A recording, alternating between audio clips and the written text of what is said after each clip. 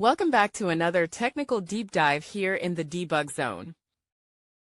Today we're tackling a big question and breaking it down with insights from other users. Hopefully this clears up some misconceptions and helps you get the answer you need. So buckle up, stay a little curious, and let's jump right in.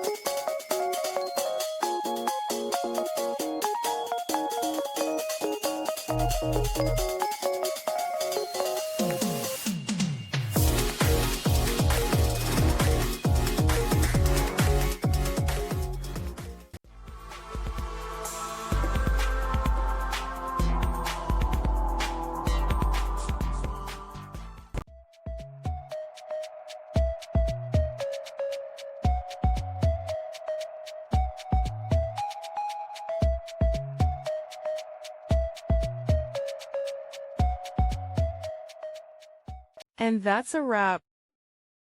I hope you found the answer you were looking for. If you did, take a second to hit that subscribe button. It really helps out.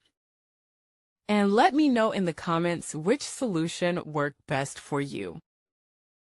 See you next time in the debug zone.